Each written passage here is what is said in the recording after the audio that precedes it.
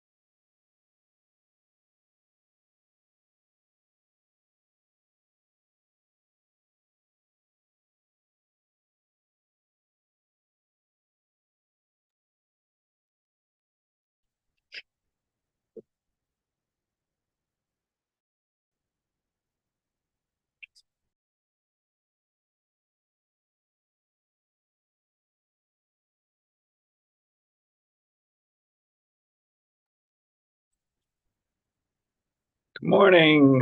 I'm Eric Blank, and this is the Commissioners' Weekly Meeting for November 1st, 2023. Commissioner Plant, any preliminary comments? Are you ready to approve the consent agenda as presented?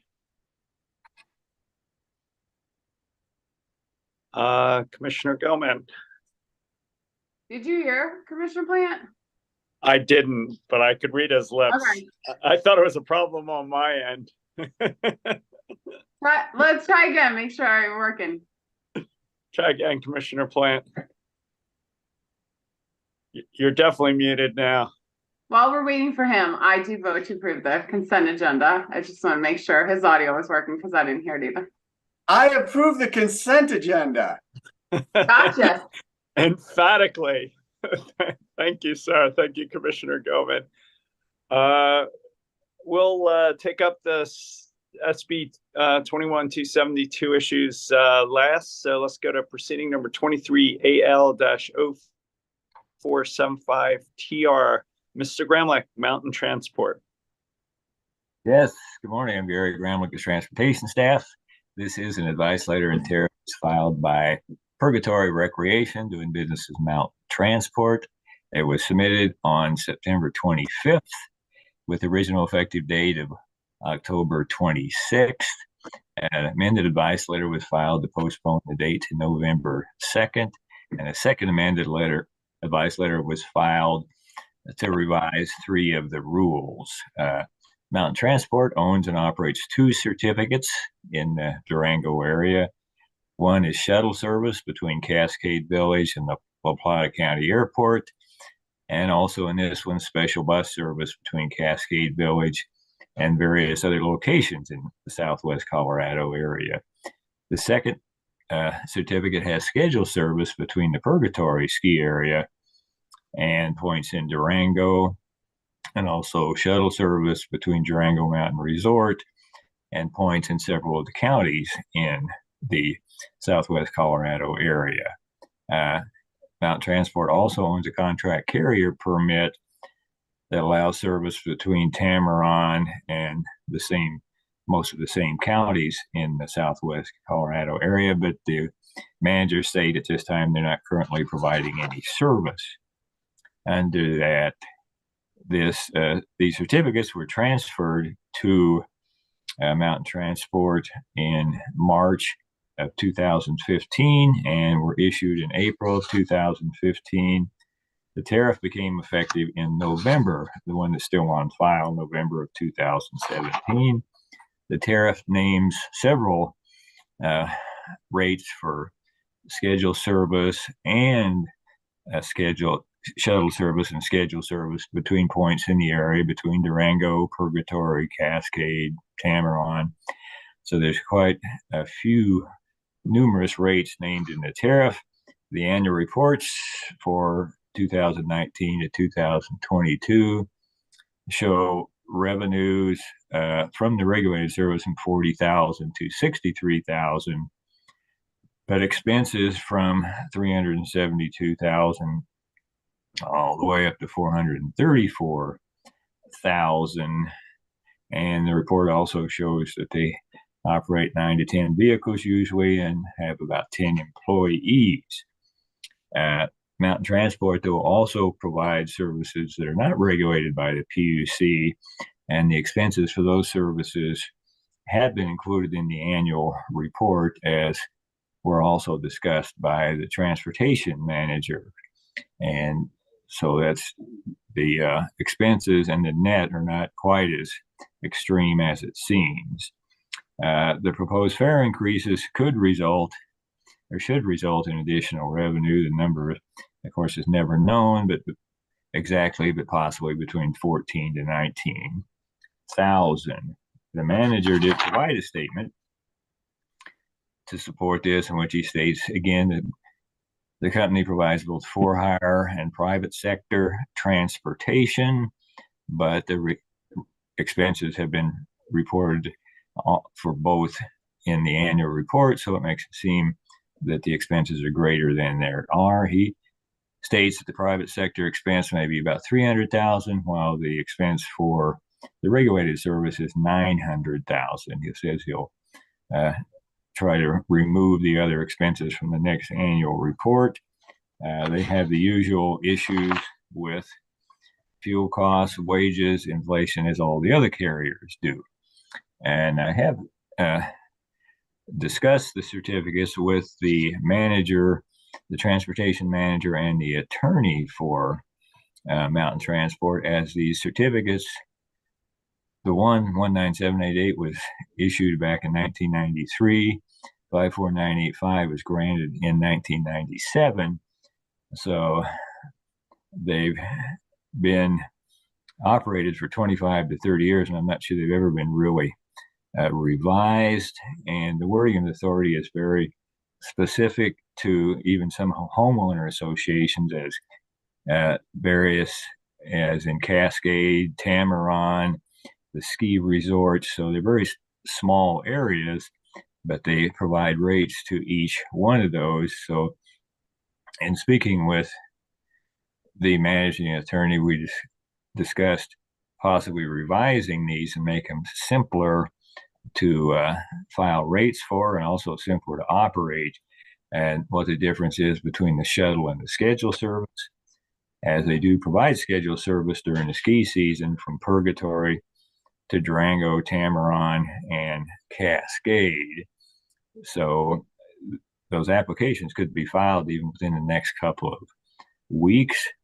But as to the rate increases, their revenue from the regulated service are very low, but they do provide services for the ski areas and some of the, as in parking lot services and schedule services, just to get people back and forth that they may not receive any revenue from. But as their name is Purgatory, they're also in some ways connected with the ski areas too. So it's a little complex, but I do have a recommendation for the rates.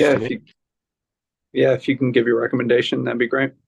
Because I don't think they're going to change things greatly, but allow the proposed tariff changes to become effective by operational law on the proposed date of November 2nd. Commissioner Plant. I support the recommendation. Commissioner Gellman. Thanks, Mr. Graham. Like, I support the recommendation as well. And it sounds like, obviously it caught my attention that the expenses were significantly higher than the revenue here. It sounds like that's something they'll work on in the future. And I certainly would appreciate that if we can look at kind of purely the regulated revenue and regulated expenses, so that that some of those numbers make a little more sense as we look at them. That would be a great improvement in the future. Yes, I wasn't aware of that until this one was filed, that they were including the other expenses in this. I support the recommendation as well, and we can allow it to become effective by operational law on November 2nd. So thank you, Mr. Gremlick. Proceeding number 23F-0372, towing. Bugs Towing versus Ms. Maker. Ms. Rosati. Good morning, Commissioners. Wendy Rosati of your Commission Council. This proceeding is up for your discussion today to consider exceptions filed to recommended decision number R230620. In this proceeding, Ms. Rashaina Maker filed a complaint against Bugs Towing LLC. Ms. Maker's complaint states that she was parked in an apartment complex parking lot for 2 to 3 days while she attempted to fix her car key fob and get a new key fob created by a locksmith so that she could start her car. She alleges that she spoke with personnel from the apartment complex and had permission to remain in the parking lot while she got her key fob fixed or a new one created. She states that her vehicle was towed prior to the locksmith's scheduled appointment. Ms. Maker further alleges that she attempted to retrieve her vehicle and personal belongings inside the vehicle multiple times, and despite providing various forms of documentation and proof of vehicle ownership, in addition to the statutory allowances for partial payment, she was unable to get Bugs Towing to release her car. By decision number 23-0554-I, Bugs Towing was provided with notice of the complaint. The decision set a hearing and required Bugs to satisfy or answer the complaint, and it included that failure to satisfy or answer the complaint within 20 days may result in the allegations of the complaint being deemed admitted, and that the Commission may grant relief sought in the complaint as within its power and jurisdiction. Bugs Towing provided no response of any kind. Therefore, as is allowed by Commission Rule 1308F. In the recommended decision, the ALJ accepted the complaint's factual allegations as true. The ALJ found the non-consensual tow was unlawful due to various violations of statute and commission rule, including inadequate notice. And further, the recommended decision found that Bugs Towing violated statutory provisions and rules granting vehicle owners access to vehicle contents and provisions governing the release of towed vehicles. The ALJ ordered that Ms. Maker be allowed to access and retrieve her vehicle, including allowing a locksmith to accompany her to create a new key fob.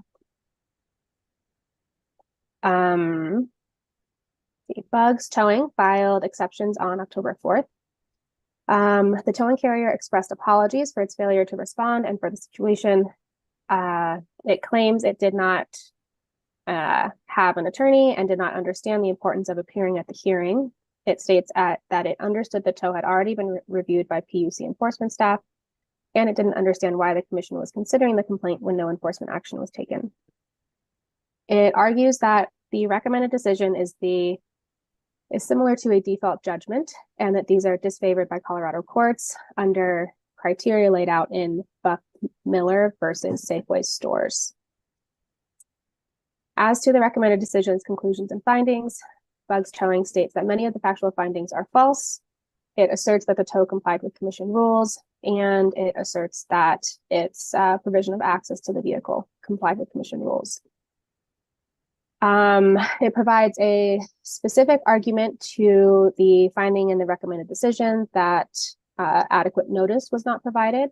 It states that the conversations between Ms. Maker and department staff served as the notice required under section 40-10.1-405, subsections B1A, and that because Ms. Maker had verbal warnings from apartment complex staff, the statutory 24-hour written notice was not required. While Bugs states it would now participate in a hearing, it proposes that the commission vacate the recommended decision, but still order Bugs Towing to allow the vehicle to be retrieved at no charge. It also states that the vehicle has been available for retrieval at no charge since the issuance of the recommended decision, but that Ms. Maker has not come to get her car. The towing carrier also requests that the commission require the company to retain the vehicle for another 60 days, after which it may be disposed of as an abandoned vehicle. Ms. Maker filed a response on October 5th. She states that she attempted to retrieve her vehicle after issuance of the recommended decision, but was told her vehicle was no longer on the towing lot. She states she was told to expect a return call from Bugs Towing, but that she never received one. In her response, she also requests that Bugs Towing be made to pay for the cost of a locksmith to create a new key fob. And I can pause here for questions or proceed to various recommendations. Yeah, if you can make your recommendations, that'd be great. First, I recommend upholding the recommended decision in its entirety. The proposal of Bugs Towing to vacate the decision but still require the release of the vehicle at no charge would leave the commission with an unsupportive directive to the tow carrier. In accepting the complaint's alleged facts as true, the ALJ was operating within the discretion allowed the commission by Rule 1308F. I do not believe the reasons Bugs Towing provided for not responding are good cause to vacate the recommended decision or to revisit the factual findings. However, even if the commission did re-examine the facts in this proceeding, the tow would still appear to be unlawful due to failure to provide written notice. The exceptions do not dispute that written notice was not provided. The statutory interpretation put forward by Bugs Towing that verbal notices may serve as prior notices to provide for the exception in statute is contrary to the plain meaning and intent of the statute, and I would not recommend adopting this interpretation.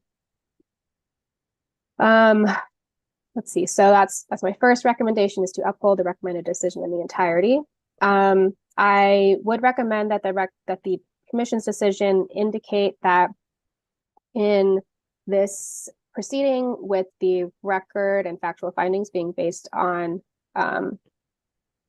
only one party's factual allegations, that while in this situation the findings of violations of statute and rule do apply, in the future, the ongoing towing rulemaking will adopt rules that will apply going forward. And as to the dispute on whether the car is available for release, I recommend that the commission deny the request to allow Bugs Towing to deem the vehicle abandoned after 60 days. Instead, I recommend requiring that Bugs Towing file a notice within 15 days of the issuance of this decision, providing information on whether the car has been retrieved, whether they've contacted Ms. Maker, and what the status of the car is at that time. As to the request that Bugs Towing be made to pay for the cost of a new key fob, I suggest denying this request, as that is more appropriate in a different forum. So if you need a summary of the recommendations, I can provide that, but. I think I got it, but Commissioner Plant, comments, questions, or a vote? Thank you, Mr. Zadi. No, I have no questions, and I support the recommendation. And I don't know if we want to go through all the different, there's three things. There's the support the ALJ decision, deny the reimbursement with the key fob, and also have a reporting of within 15 days that the vehicle's been retrieved. Was it three? Yes. Yeah, possibly a fourth, denying the request for Bugs Towing to be able to deem the vehicle abandoned after 60 days. Yes, and it's not, and denying that request. I support that. Commissioner Goldman. Thanks, Mr. Rosati. I also agree with each of your recommendations. As do I, and that can be an ABC decision, Ms. Rosati. So thank you. Thank you. Proceeding number 23R-0085, towing, rulemaking, following up on the towing legislation. Ms. Harper. Good morning, Commissioners. Ruthie Harper of your Commission Council. On October 24th, 2023, Administrative Law Judge Alenka Hahn issued her recommended decision adopting amendments to the Commission's rules regulating towing carriers. Pursuant to Section 461092 of the Colorado Revised Statutes, the recommended decision will become a decision of the Commission if no exceptions are filed within 20 days, unless the Commission, upon its own motion, acts to stay the recommended decision. With that background, the decision today is whether to go ahead and stay the recommended decision. I'll pause here for your discussion. Yeah, thank you, Ms. Harper. And I'll just jump in and just first want to thank ALJ Hahn for the professional way she conducted the hearings and for the thoughtful and well-drafted rules. For me, I just like a little bit of time to review the rules, talk to staff and council before they become final. I'm not sure I have anything. I just want an opportunity to review them. So I'd request we stay the rules, see if we get any exceptions and take it from there. And I did speak with Mr. Davis on the schedule, and it sounds like depending on what we want to do, we can manage this process to keep any delay to maybe a couple weeks. So Commissioner Plant, would you be okay staying the rules and seeing if we get any exceptions? Yeah, I think that sounds fine. And you want to put like a 2-week time frame on it? Is that? No, well, as I understand it, we'll know on the exceptions within like a week or 10 days, right, Ms. Harper? And then I don't know what the time frame is because I don't know if we have any changes. But I guess the point of that was just to say we can keep the delay to a minimum if we want. Yeah, sounds good to me. Would you say that any different, Ms. Harper? No, I would recommend that the order from today say that the deadline for exceptions remains unchanged, November 13th, and the deadline for responses is pursuant to rule 14 days after service of exceptions. So this wouldn't slow down the process in any way. It just ensures that if no exceptions are filed, you still have an opportunity to review the recommended rules. Commissioner Gutman? Thanks, Ms. Harper. That was very helpful. That was kind of all of my questions in terms of what happens next and what's the schedule. That sounds fine with me. So I would, I'd agree, Chair. We can move forward in that way. Thank you. So I think that can be an ABC decision, staying the recommended decision on the commission's own motion and keeping the current deadlines for exceptions. So thank you, Ms. Harper. 23A-0392EG, Public Service Company of Colorado Clean Heat Plan. Mr. Mendelson, Ms. Dundas.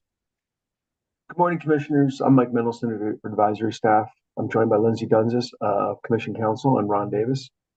Public Service filed their Clean Heat Plan on August 1, 2023 in response to new gas rules finalized earlier this year. Sierra Club led a group of 10 parties in submitting a motion for partial summary judgment on September 6th, seeking an initial commission ruling on the company's plan to utilize certified natural gas and emission offsets to meet statutory emission reduction targets.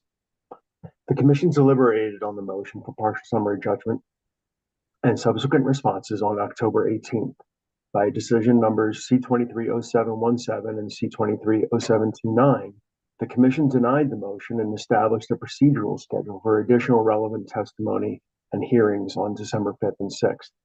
It also clarified that CNG and offsets can only be counted towards the meeting of clean heat targets if it reduced the emissions from the distribution or end use of gas, or fits specifically into the enumerated options relevant to recovered methane. A pre-hearing conference was held on October 26th, where the company explained its intent to modify its filing in a manner that would obviate the need for the December hearings. The company submitted its proposal in writing on October 27th. Responses from parties were received on October 30th. Specifically, the company submitted submission is a motion for leave to amend its application and a motion to vacate the December hearings. The company contends that Rule 1309 allows it to file a restrictive amendment and that its motion meets such a standard because it intends to remove any emission reductions from CNG and offsets from the accounting and determination of the company's efforts to meet its clean heat targets.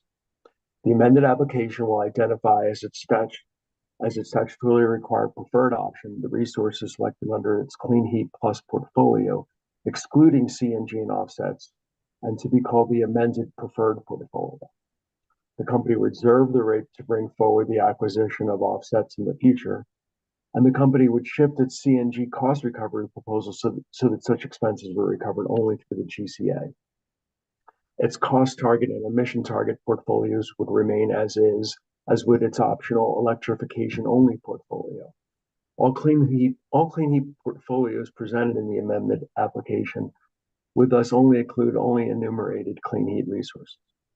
The company proposes to submit limited supplemental direct testimony from Mr. Isle, as well as updated tables from witnesses Ms. Quilly and Mr. Oz. The company contends the amended application represents a practical, constructive path forward, which is responsive to and consistent with the Commission's decision from October 18th, and that no party will be prejudiced by the restrictive amendment, and it will avoid unnecessary use of party and Commission resources. 6 entities responded: staff, CEO, Colorado Decarbonization Coalition, joined by Pueblo County, City of Pueblo, Project Canary, and Pipe Fitters Local 208, and Black Hills Colorado Gas all support the motion and generally argue that a separate hearing is no longer necessary, and returning to a traditional 250-day process will provide sufficient guidance for subsequent utility CHP applications. Staff emphasizes that because the company's motion for leave to amend is restrictive, it significantly reduces the scope of its application, and thus there is no need to renotice the proceeding. Staff suggests the commission should not force the company to advocate for proposals public service no longer wishes to pursue, especially since the commission expressed skepticism on multiple occasions about the applicability of such resources.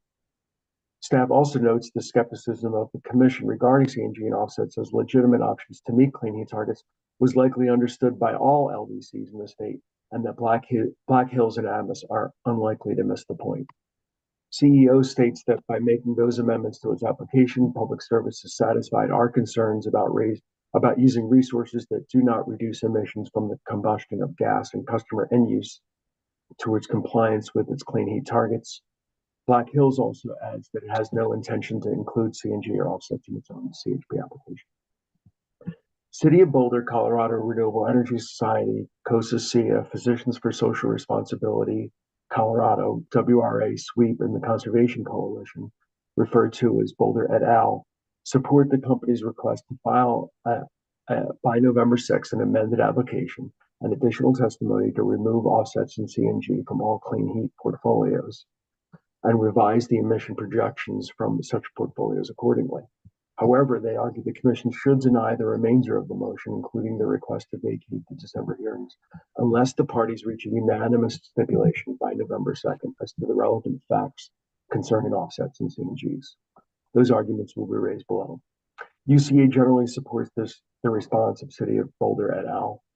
So the first decision for your consideration is whether to grant or deny the company's motion for leave to amend. I can answer any questions or provide a recommendation. If you can provide your recommendation, that'd be great. Sure.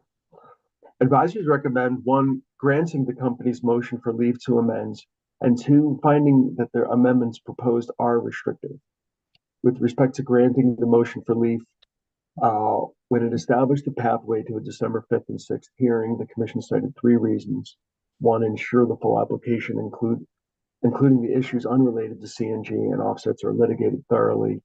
2, to give public service an opportunity to explain how precisely proposed use of CNG and offsets reduces emissions from the distribution and end-use combustion of gas. And 3, because it would provide guidance to other clean heat plan filings coming before the commission in early 2024. We believe these issues have been largely negated through the company's intention to amend its application, and that the amendment greatly mitigates the central issue of whether CNG and offsets may be considered in the clean heat emission accounting and towards the emission target. With respect to finding the amendments are restrictive, Public Service argues that the amendments are restrictive, so no noticing is required.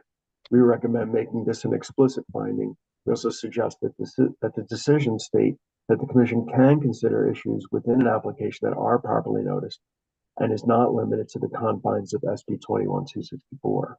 The Commission can and routinely does consider ancillary requests and issues as part of larger proceedings, as long as the subject matter is related enough that a person could reasonably be on notice that the issue would be addressed in the proceeding. We also note that the company did notice those issues in the initial filing, and the amended application represents a restricted one that only reduces the number of issues at play in the proceeding and does not expand. Commissioner Plant. Thank you, and I support the recommendation, and also want to thank the company for taking quick action on this. And I feel like it doesn't resolve all questions, but those will be resolved, I think, through the course of the hearing, and it does resolve the primary issue, and so I support that recommendation. Commissioner Gellman. Well, thanks, Mr. Mendelson. Yeah, in short, I mean, I agree with your recommendation. I was happy to see a reconsideration on the part of the company after hearing the commission's position on several of the initial legal questions. So I'm personally happy to see these controversial items or resources come out of what the company plans to claim for greenhouse gas savings as part of the official portfolio of the Clean Heat Plan utilized to meet the clean heat targets. As I expressed before, I thought the possibility of the company successfully arguing for the inclusion of these resources was incredibly small and would be quite time consuming as part of this proceeding and likely a distraction. So as far as the resources to be used to hit the clean heat targets discussed in the statute, I think it's clear that these resources are out. I did read each response, and I probably share some of the frustrations we saw in the Boulder respondents, that it would be ideal for this issue to just be settled through some process. However, I'm not certain we're set up to reach a much broader conclusion, even here if we were to litigate this specific issue. Certainly might not be the pinnacle of efficiency to essentially kick the can on some of these broader issues down the road. But I think that the commission's been very clear about the stringent standard that something would need to meet, including the exact locational boundary of those emissions reductions. So I do expect that that discussion itself and those conclusions will have a significant impact on what we see in future filings, and honestly, what we might see even other parties argue for in this proceeding, which I know is a concern of some of the Boulder group. So while it's not ideal, I think we've made significant progress here on what's permissible and reasonable, especially with regard to the greenhouse gas accounting for the actual clean heat targets. I hear the concerns that CNG and offsets are still essentially in this proceeding, and I would tend to agree that they essentially are.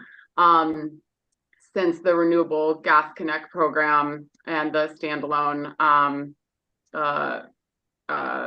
responsible gas program are still included, but I do see those issues as largely peripheral to the main purpose of this proceeding, which is to approve a clean heat portfolio that aims at hitting those clean heat targets. And I think that it's very clear that those resources are out for that purpose. So I think for those kind of discrete standalone issues, those can be litigated here, and I'm not incredibly concerned about the issue of offsets and RNG appearing in those forums within this proceeding. So appreciate all of their perspectives, but I do think it's reasonable to proceed with your recommendation at this point. I'd also support the recommendation, and like my colleagues, was pleased to see the motion to amend.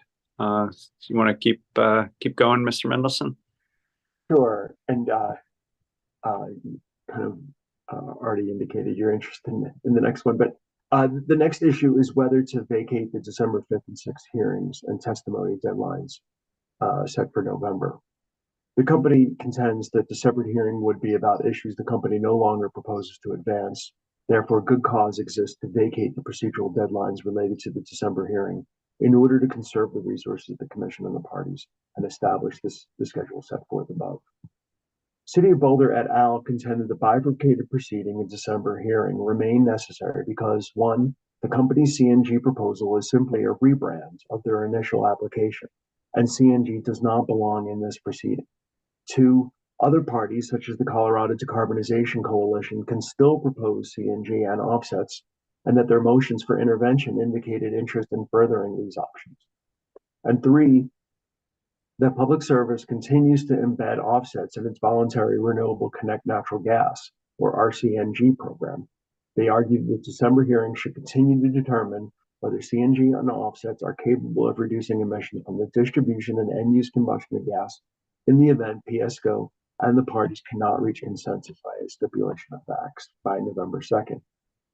UCA contends the Public Service's proposal does not resolve critical legal issues that should be addressed at the outset of this case, citing the reasons represented by City of Boulder et al., but also adding that guidance for other utilities is still necessary. Staff states that the commission should vacate the procedural schedule established in Commission number C20, decision number C230717 if it grants that Public Service motion for leave to amend. They contend that the traditional 250-day process works better to meet the guidelines espoused in C230717. Finally, staff argues the commission should resist any temptation to reserve the December 5th and 6th hearing process for an examination on a standalone basis, the remaining CNG issue. Fast-tracking a single issue to a December hearing risks inadvertently prejudicing certain issues over others and reduces the opportunity for parties like trial staff to adequately evaluate the proposal, and moreover creates unwelcome opportunity to relitigate the issue in the later and larger evidentiary hearing that will probably occur in the first quarter of next year. CEO generally agrees and says, because Public Service is no longer intending to include CNG or offsets in its clean heat proposed or towards compliance with its clean heat targets, the hearing is unnecessary. I can pause here for your specific vote on the issue or provide a recommendation. I think we already have, I think the surprise has been removed, but so I'll just go to Commissioner Plant. It sounds like you're okay vacating the hearings. Yeah, we're all about the conservation of resources. So yeah, I support the vacating the decision. Commissioner Goman? I agree. Yeah, as do I. And I just say, given that the amendments take the offsets and the CNG out of the accounting, I do think it's appropriate to vacate the hearings. And for all the reasons staff said, and for me, it's just more efficient to prepare for one hearing than two separate ones, especially given everything else that's going on in December and January. So I strongly support vacating the hearings. The next issue is whether to extend the timeline pursuant to 40-6-109.5. That part of the statute states the commission shall issue its decision on the application no later than 120 days after the application is deemed complete. But it may, by separate order, extend the time for decision by an additional period not to exceed 130 days. Advisors recommend that you extend the time for decision an additional 130 days, as this is standard practice. Commissioner Plant? I support the 130-day extension. Commissioner Goman? I agree. As do I. The next vote is on establishing the procedural schedule.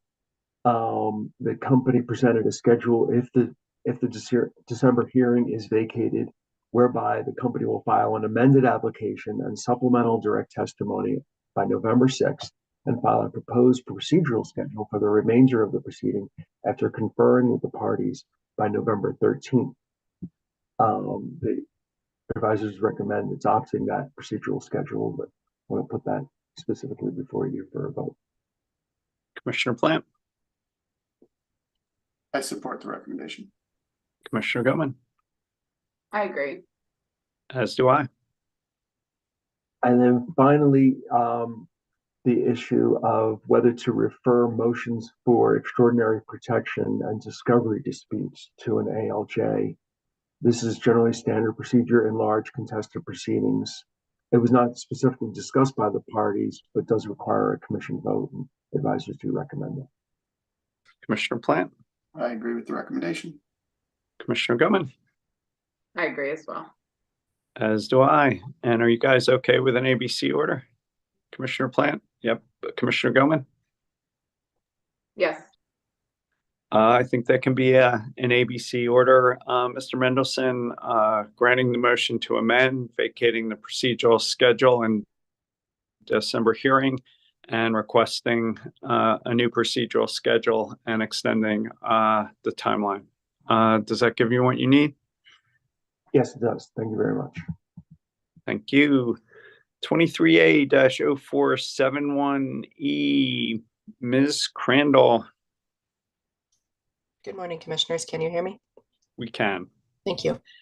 I'm Kelly Crandall with the advisory team, and this item relates to the disposition of a new application filed by Public Service Company of Colorado seeking approval of a software development kit, or SDK, through which it can provide 1-second time-stamped advanced meter data to third parties authorized by customers to receive that information.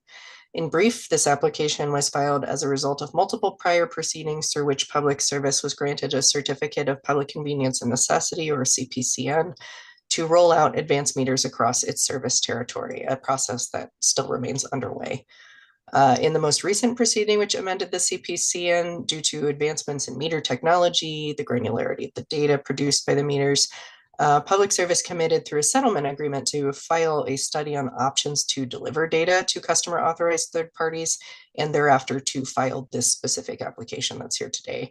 And based on the data delivery study, Public Service selected the SDK option to transfer data to third parties And the application also addresses concepts like a sunset for the SDK product, costs for tech support and cost recovery parameters, terms and conditions for the data transfer, and the process for a customer to initiate data sharing. The application was filed on September 22nd, and the Commission received 3 timely interventions, including notices of intervention by right from the Office of the Utility Consumer Advocate and the trial staff of the Commission, and a request for permissive intervention from the Mission Data Coalition, along with requests for an evidentiary hearing. And all the entities raised issues they intended to contest, including whether the application is in the public interest, whether it incorporates appropriate data sharing best practices, terms and conditions for data to be exchanged, the appropriateness of a regulatory asset, the proposal to sunset the SDK, and other issues that relate to concepts like data portability, data security, and competitive interests. And so accordingly, before the Commission today is whether to deem the application complete and whether to refer it to an administrative law judge or take other steps. Do you have a recommendation? I do, thank you. Advisors have reviewed the filings and the history of this proceeding and recommend the Commission deem the application complete and refer the proceeding to administrative law judge for the resolution of all other issues by minute entry. This is a highly technical proceeding that will touch on issues of data accessibility, portability, information security, terms and conditions language, capabilities of meter to collect and distribute data. And I believe that can be most efficiently resolved by working with the Commission's expert judges. Thank you, Ms. Crandall. Commissioner Plant. Thank you, and thank you, Ms. Crandall. This is, such an important issue, particularly as we're looking at, making maximum use of our distributed resources. Really relies on data and how we manage that data. And so I agree with your recommendation. Look forward to seeing what the ALJ comes up with. Commissioner Goman. I agree. Thanks, Ms. Crandall. I agree with your recommendation as well as with Commissioner Plant. I agree with you that this is very technical and some details incredibly mundane, but important to get right so that we have the interaction with these grid edge assets appropriate, the interaction with other third parties appropriate. So I agree there will be a ton of details here and they're very important to drill down to and get right. And so I think sending to an ALJ will be an appropriate venue. Thanks. I agree with my colleagues as well, and we can refer to an ALJ through minute entry. So thank you, Ms. Crandall. Proceeding number 23A-0533G, Mr. Davis. Good morning, Commissioners. I'm Ron Davis of the Commission's advisory staff, and this morning I'd like to discuss a procedural recommendation regarding the application for approval of a 2024 gas price management plan that was filed yesterday by Public Service Company of Colorado. Public Service filed the application in accordance with new statutory provisions enacted earlier this year in Senate Bill 23-291. The new law requires each investor-owned gas utility to file a GPRM plan that includes proposals for levelizing or reducing the volatility of fuel costs that are recovered pursuant to the utility's GCA. The GPRM plan must include a maximum per month fuel cost that accounts for price fluctuations based on seasonality and can be automatically recovered through the GCA. The plan may include other elements such as hedging, fuel storage, or long-term contracting. In addition, the Commission must allow any prudently incurred costs above the maximum to be recorded in a deferred balance that is recoverable and amortized over an appropriate timeline of no more than 5 years with financing costs, and all the full financing costs would be determined by the Commission. As explained by the company in its application, this plan incorporates 2 central parameters. The first is a maximum cap of the GCA that is equal to 180% of the 5-year historical average of the company's GCAs. Based on that data, the current maximum cap would be $7.80 per decatherm. This upper limit is intended to prevent bill shock, particularly in colder winter months, when higher prices combine with higher demand, and that can have a significant impact on customer bills. The second aspect is a threshold equal to 80% of the 5-year historical average of the GCA. And based on data, the current soft minimum threshold for this is $3.46 per decatherm.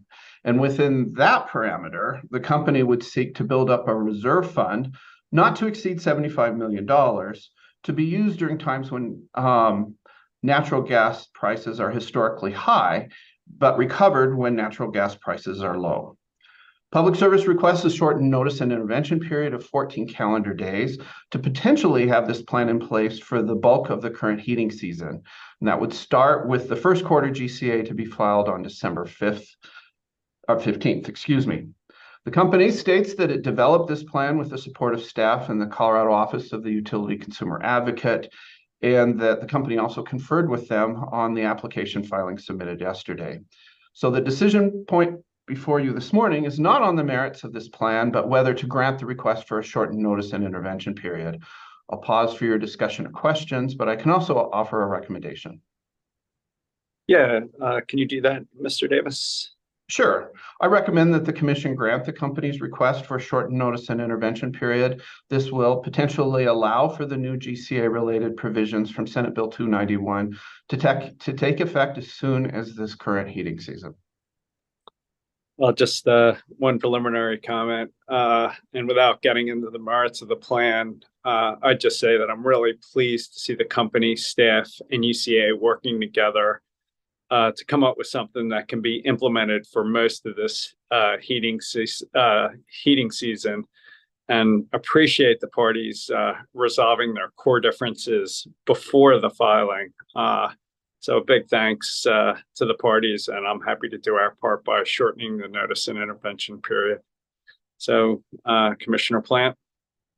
Thank you, Mr. Chairman. I agree both with the recommendation and with your comments. Thanks. Commissioner Gutman. Thanks. I agree with the recommendation. Mr. Davis, that can be an ABC order if appropriate. Yes, thank you. Thank you.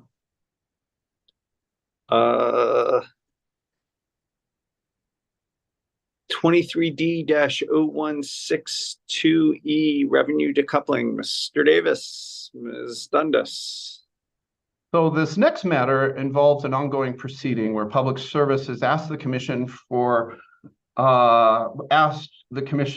some guidance regarding unaddressed deferred balances resulting from the implementation of its revenue decoupling adjustment pilot. As background, the settlement that was reached in Public Service's recent Phase 1 electric rate case, and that was recently approved by the Commission in proceeding number 22AL 530E, includes a provision that coincides with the end of the company's pilot implementation of this revenue decoupling adjustment, or RDA, at the end of this year. Per the agreement in the rate case, Public Service and the other settling parties agreed that the RDA deferrals remaining after the 2-year deferral period provided under the company's RDA pilot tariff would be used to offset other deferred balances related to base rates, and those would start accruing after January 1st, 2023, or January 1st of this year. And the value of those deferrals would be credited to the residential and small commercial classes as applicable. And this crediting would be accomplished at the time the company establishes new base rates in its next Phase 1 electric rate case. These terms of the settlement agreement in the rate case has thus mooted the company's request for a Commission determination regarding the treatment of those RDA deferrals. And therefore, this past Friday, the Public Service filed a motion to dismiss this proceeding. The company's requested relief is unopposed by staff and the UCA, and therefore the company has also asked that response time to the motion be waived. We all expected this filing because a footnote in the settlement agreement in the rate case explained that the company would work with the parties to obtain Commission approval to withdraw the petition for that declaratory order following the final decision in the rate case. So the decision point for you this morning is whether to dismiss the proceeding as requested in the unopposed motion. I'll pause for your discussion or questions, but I can also offer a recommendation. If you could make a recommendation, that'd be great. Sure. I recommend that the commission waive response time, grant the motion, and dismiss the proceeding as requested by Public Service. Commissioner Plant, I agree with the recommendation. Commissioner Gilman. Thanks, Mr. Davis. I have just a couple brief questions for you. Is it clear what the next steps are here, and that the RDA was a pilot, which is now ceasing to exist? Right. Is there any plan that we understand for any additional testing or any like fuller implementation, or is revenue decoupling just kind of going by the wayside as far as Public Service Electric goes and we understand it? Well, that's a very good question. I think what is certain is that the pilot ends December 31st of this year.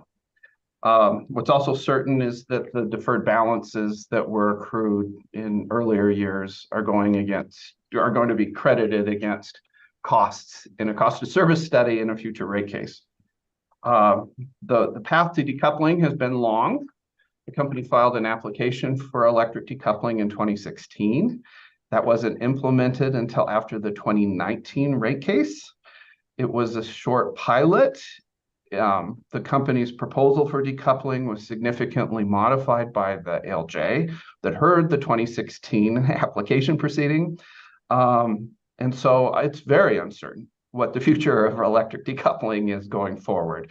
I don't think there's any requirement for a new decoupling proposal to be filed at any date certain. What the commission has established, however, are requirements that would informational requirements that would need to be satisfied if an electric decoupling adjustment was again proposed in the future. Yeah, thanks for that info. And it feels like a slightly difficult situation to be in with such a long road to get here and study, only to have almost the entirety of it be potentially impacted by all of the changes from the COVID impacts to, usage and residential properties and stuff. It was just such a difficult time to have seen the impacts, which is, of course, I think partly what led to those really large deferred balances there. But I just asked because I recall this coming up in other proceedings, especially proceedings about certain electrification that would lead to load growth for the company, in terms of understanding through that testimony, through those arguments, kind of what the other impact of these sort of programs promoting electrification and load growth would be to the company. And the response was always, oh, well, because we have this RDA, the company doesn't get any extra revenue from electrification. We're kind of agnostic. And now, if there is no replacement and there is no decoupling, that just might look different in the future. So I was just kind of thinking back to some of those proceedings and how does this and the future or not impact kind of some of those discussions and arguments in other proceedings. So it seems like that's a live issue to be discussed. Just one follow-up question on that. Where would you see that discussion occurring? Is that a rate case issue? Oh, that's another interesting question. Decoupling had been proposed in rate cases that displeased the bench at the time it was first proposed, and it was removed from the proceeding. That's the reason why it came in a separate application proceeding in 2016. But I think, as Commissioner Gilman just explained, things are very different today. And the issues that we're talking about today are very different than what we were talking about in 2016. I mean, the concern in 2016 was the inability for fixed cost recovery. I think the concern now is what happens if, because of changes in customer usage, revenues grow fast for the utility, and can decoupling be something that helps, mitigate bill impacts in the interest of customers? It's very different circumstances, very different sets of incentives and signals to the company and to consumers. So I don't know is the answer, because we still have a lot of interest in the state in distributed energy resources. We have a lot of interest in energy efficiency. We have a lot of interest in, and those have traditionally been associated with limits on fixed cost recovery, but we also have efforts to build out more electrification in neighborhoods and end uses, and that works in the opposite direction. Maybe a rate case, I don't know. Yeah, I don't know Fair where enough. exactly it would be proposed or implemented. To answer your question though, Chair, the place I remember it being invoked in a different proceeding was in the first TEP. Maybe because I was new, I was a baby commissioner about everything the first time, but you know, there were just a lot of questions about, okay, what does like load growth look like from a revenue perspective to the utility? And at the time it was like, well, this RDA kind of makes us agnostic to it, and that might be different now. So I'm just trying to consider the universe if we don't move to any other decoupling. Thanks, Mr. Davis. I think I said I agree with the recommendation, but if I didn't, I do. And thank you for indulging my question. I also agree with the recommendation and appreciate you raising these issues, Commissioner Gilman, because it's going to be an ongoing struggle and conversation, because these mechanisms just seem rife for unintended consequences, like what we saw during the pandemic. So I think that can be an ABC motion, Mr. Davis, an ABC decision granting the motion and closing the proceedings. So thank you. Back to the consideration of Senate Bill 19272. Ms. Crandall, Ms. White, looking warm, bundled up there. I don't know Still who's leading snow on us. the ground. Ms. White, Ms. Crandall, take us away. Thank you, Chair. With your permission, I'd actually like to offer Commissioner Gilman to kind of kick this off, because she's just shown a lot of leadership in helping the PUC implement 272. Then I'll make some brief remarks, but I really want you to hear from the team who's been spending the most time on this today. Commissioner Gilman. Well, thank you, Director White. I will be brief. I think Ms. Crandall's going to give you a very thorough rundown of kind of the legislative background here and where we are. But I just wanted to start out by, first of all, really thanking our internal team, a small but mighty team, just continuing to plug forward on this. And also just, I think outside of the specific legislative language or directives, just really emphasized how critical this work is to the commission and to the communities in Colorado. You know, this, I think our team is really certainly trying to look at this effort as more than just checking a box. Did we do exactly what was said in a certain piece of legislation, but really look at and fulfill the intent of the legislation here to ensure that all communities within Colorado, especially those that have historically been disproportionately impacted, have an opportunity to thrive and succeed, and to see our position in that, in regulating the state's utilities, in understanding who is able to benefit from what programs, from what rates, from these things, and really look at all of these programs and rates with a different and more critical lens to ensure that we are able to provide benefits and ensure we are not doing any additional harm to communities who are the most vulnerable within our state. And so just wanted to kind of give that big picture plug that this is very important work that we expect all of the PUC to continue to be engaged in, as well as our stakeholders. And that's really one of the reasons that I wanted to have this update and briefing today.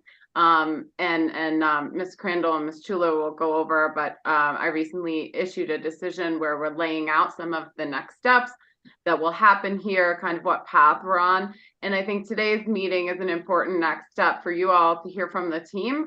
As much as it's a communication mechanism to the two of you, it's really a communication mechanism to the public as well. This is our main public forum that we have.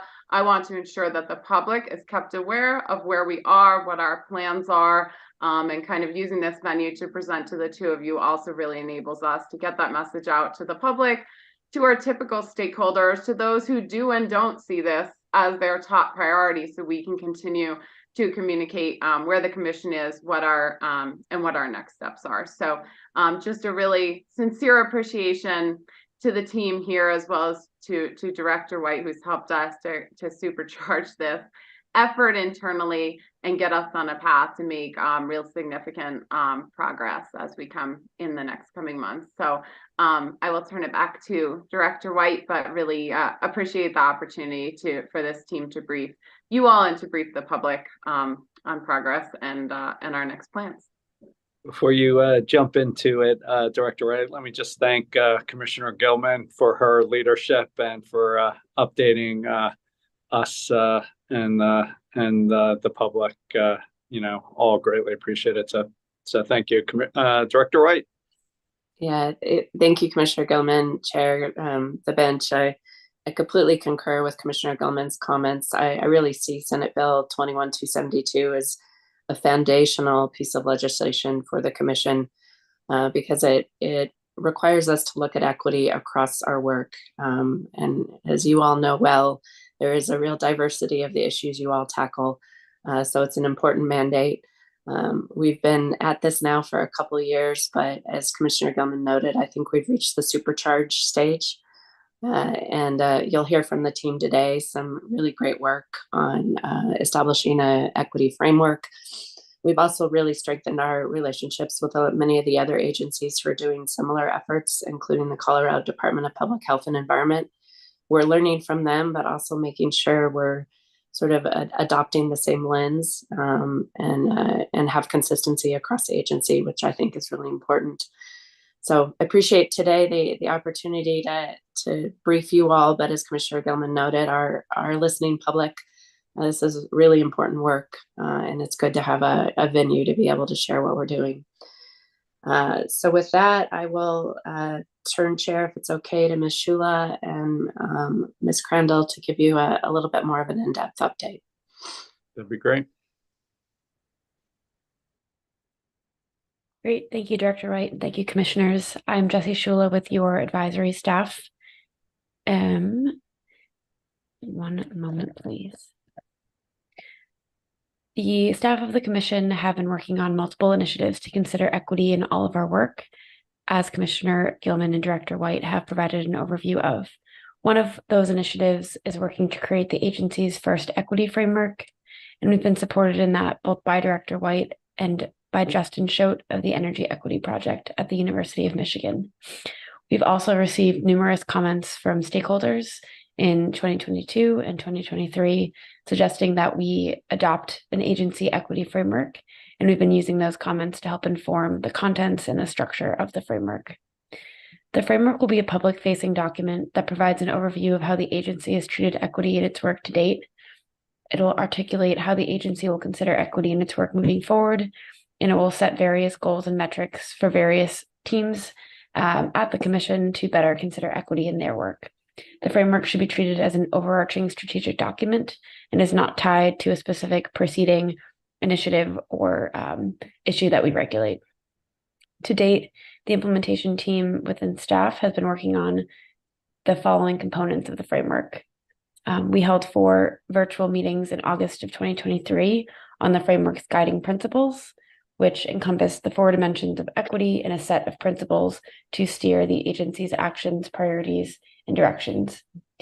These workshops were attended by approximately 60 participants across the 4 workshops who were able to provide direct feedback on the principles, and then we updated the principles based on that feedback. Second, we held a number of baselining meetings with several sections within the commission to understand the benefits and burdens that might flow from the regulatory decisions made in their industries, the data availability that they currently have access to, numerous stakeholder engagement practices that they're following, and then processes and procedures that guide the team's work. We'll be using those to provide an overview of each industry and then start to determine those industry-specific goals and metrics. And then finally, we've been working with the Energy Equity Project to summarize this information in order to set out a more strategic work plan and requirements for the agency on these goals and metrics. Our staff is working on completing the first version of the agency equity framework by February 2024.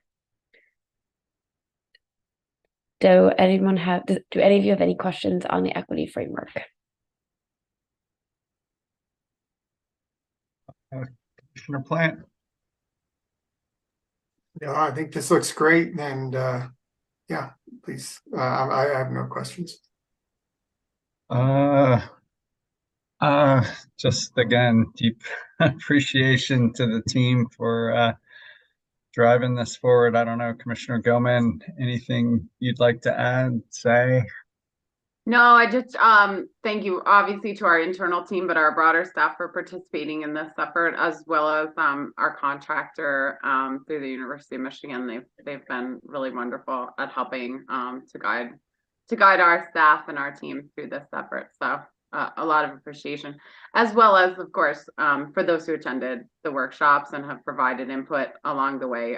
It's really critical feedback, and of course, another reason to be here giving this public update. We don't want to just accept their feedback and not project back out where we are, what our plans are. So important for us to have these open communications to especially to encourage folks to continue participating with us, because that participation is really key. I have one question, Mr. Chairman. I was just curious. I know that a lot of this is going to be done remotely and with entities that represent larger groups of people, but I was wondering if there's going to be any in-person kinds of things. Particularly I'm thinking as it relates to the tribes and some of the more remote areas that might have a difficulty participating remotely. Yeah, that's a really good question, Commissioner. We did hold a workshop 2 weeks ago on the 17th of October in person in Denver, and that was attended by about 25 participants, ranging from community members to nonprofit groups and some of our regulated entities. We have been trying to strike a balance between those types of meetings that would really benefit from deep work in person and being able to get a more broad geographical diversity that we can achieve virtually. That being said, I think as we're working through the more specific issues, as issues come up that might have a specific geographic focus, we are open to considering whether we need to be more geographically targeted in some in-person meetings. Ms. Crandall or Director White, do either of you want to add to that? One thing I would note is, we're in a second, I'll turn a bit to what we are working on for workshops specifically for the proceeding that Commissioner Gilman is the hearing commissioner for. But there is other work that goes on that doesn't always come to you all necessarily in terms of outreach that's being done. For example, our communications team was meeting with people throughout the state over the summer. We had folks who attended the greenhouse gas roadmap sessions that the Colorado Energy Office and other agencies hosted throughout the state. So I think I absolutely agree with what Ms. Shula said in terms of we're trying to strike a balance, but we do try to have folks who are going out to other parts of the state when we have the resources to do so. Thank you. Well, thank you, commissioners. Perhaps I'll turn to the next portion of the presentation. That'd be great. Again, I'm Kelly Crandall, one of the advisors to the commissioners. You can see on this slide that I'm presenting here that we have a number of concurrent tracks of work. I'm not going to get into a ton of detail on this slide. This is something anybody who has attended some of our recent events has seen some variation on this. And this is intended to reflect how we anticipate staging certain activities around the implementation of Senate Bill 272, rather than any specific timeline here. And Ms. Shula spoke to the equity framework, which is an overarching effort. I'm going to speak more to our work with Commissioner Gilman on what we're calling our equity initiatives proceeding, which is 22M-171 all, as well as our efforts around reporting. And so the key elements of this work, starting with Commissioner Gilman's direction, including moving through a staff-led workshop series, issuing a staff capstone report, and then we would start moving into one or more core rulemakings, and I'll talk a little bit about each of these in turn. As Ms. Shula noted, we've been receiving comments in this equity initiative proceeding since it opened in 2022. And we previously hosted a workshop on how to use the EnviroScreen mapping tool that was developed by the Colorado Department of Public Health and the Environment. And this has been a work in progress, this proceeding over the last year or so, because we had not only Senate Bill 272, but we also had legislation over the last session, which refined the definition of disproportionately impacted communities across state agencies. But stakeholder comments in this proceeding have continued to emphasize the importance of making public the activities the Commission intends to undertake around legislative implementation so that stakeholders can plan in advance to fully participate, given the significance of this issue. So on September 15th, as she mentioned, Commissioner Gilman issued a decision directing us as staff to publish a work plan that is designed to gather information to enable the Commission to make rules. We published that on October 16th, and what we put together was really informed by the comments that have been received in this proceeding, as well as in stakeholder workshops over the last year. The work plan includes staff-led workshops as well as other activities, including potentially commissioner information meetings, which will come to you all for more specific discussion in the future. And these are scheduled to occur through June of 2024. There are 6 workshop series that we've discussed that focus on key topics related to implementing Senate Bill 21272. And you can see the workshops that we have planned, including just general topics and dates that we have up on the public calendar now on the following slide. We recognize this is a lot. Not everybody will be able to attend every workshop, but we wanted to try and get out dates in advance, and we will be looking for options such as pre-recorded webinars or other content that can help expedite some of those discussions. Most recently, we held an in-person workshop on October 17th at the Blair Caldwell African American Research Library. And we began a discussion of how we might organize or tier cases to have different requirements related to, for example, equitable outreach and data analysis. And we received a lot of thoughtful feedback from stakeholders about how to revise the staff straw proposal, and those notes are available on our webpage. We'll be releasing more specific information about the workshops and registration and things like that closer to each event. There could be some shifts in these over time. We'll be keeping information up to date through the equity webpage and the PUC's public calendar, and we'll provide explanations for changes as needed in staff progress reports that go out every 2 months. And importantly, the work plan will culminate in a capstone report written by staff, which will document the information and comments we've received in this proceeding, as well as provide an assessment of our own efforts to undertake more equitable and inclusive engagement and the kinds of challenges that we've experienced in doing so. And we anticipate this report being filed on or before June 30th, 2024, and working with Commissioner Gilman. And at this time, we as staff would convey whether we think enough information has been gathered that we could work with you all on a first or primary rulemaking, which could then occur later in 2024 or as depends on your schedules.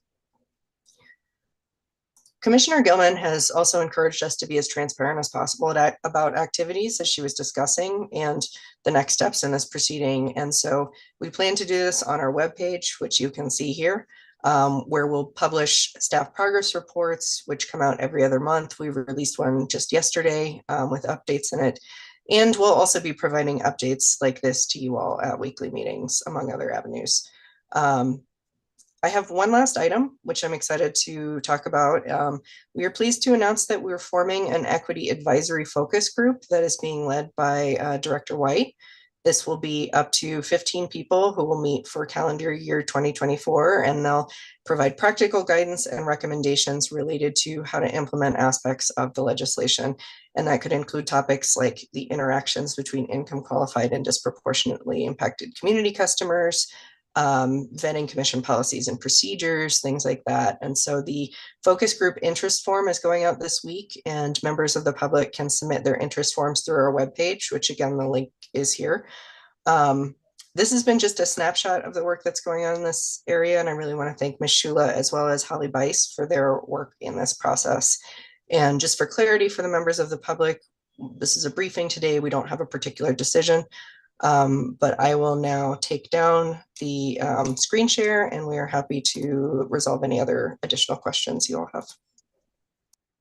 I just say really pleased to see the systematic and comprehensive public outreach approach. I know we've been talking about this for a while, but when you see the 10 workshops on the same page, it just really helps appreciate, helps me understand and appreciate sort of comprehensive approach. And just one suggestion for you to consider with one of the things I've been struggling with, which is, the sort of customers that are permanently disconnected or at risk of permanent disconnection. If you could just somehow see if, that's a way of tracking who's most in need and if that's a separate subcategory. So there's lots of places where that can be addressed, and a suggestion for your consideration that may not be appropriate here,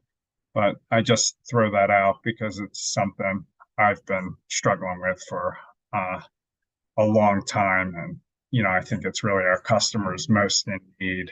So, Commissioner Plant, anything you want to add?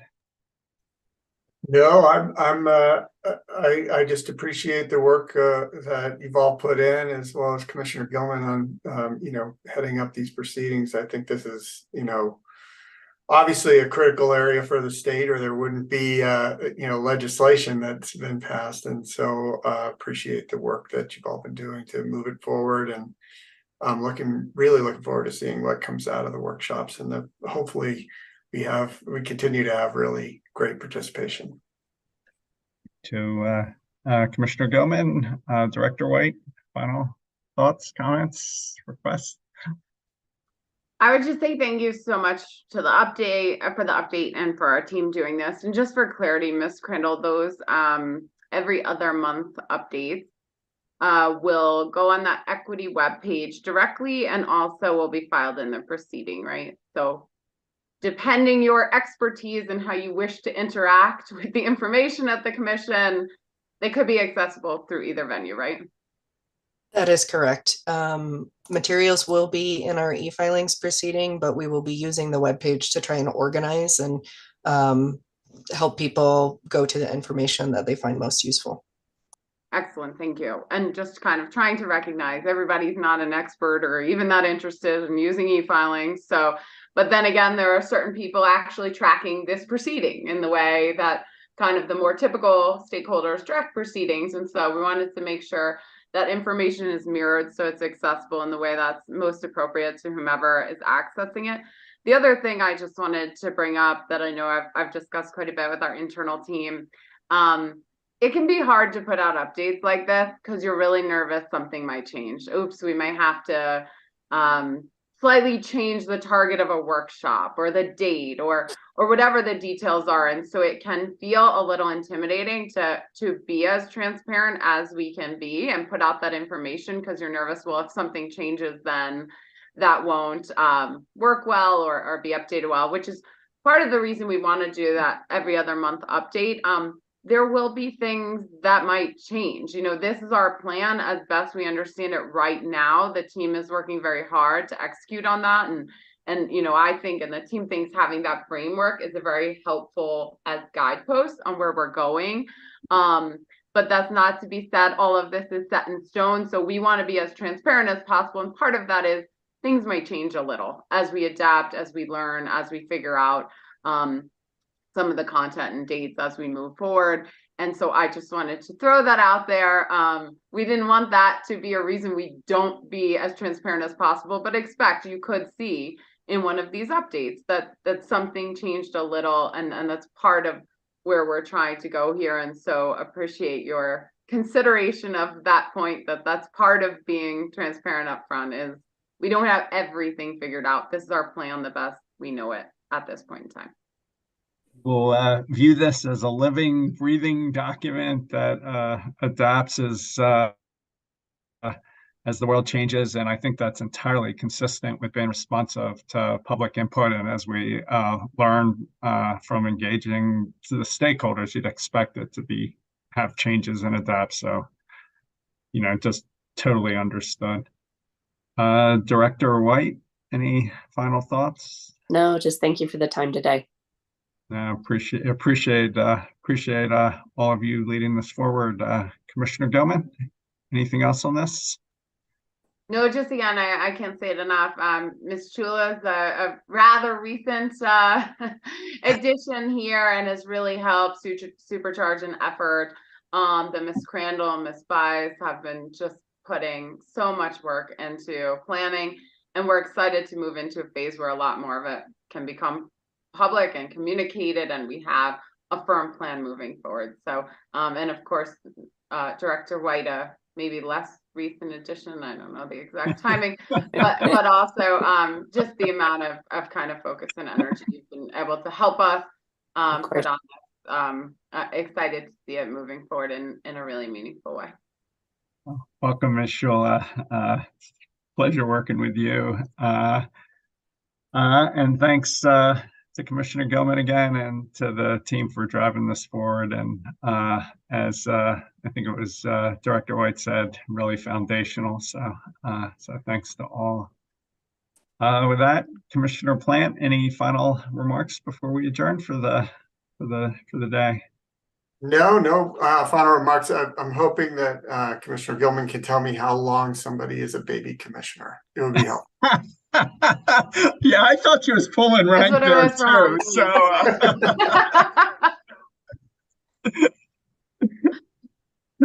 I think you can view that as a rhetorical question, Commissioner Gilman. You can be that for Halloween, though. There's still time. Oh, I was. Yeah. Commissioner Gilman, any final thoughts? Nothing additional. Thanks. Commissioner White, did you have something? No. All right. Thanks all. With that, we're adjourned. And again, no weekly meeting next week. We'll reconvene with the weekly meetings on November 15th. Thanks all. Bye now.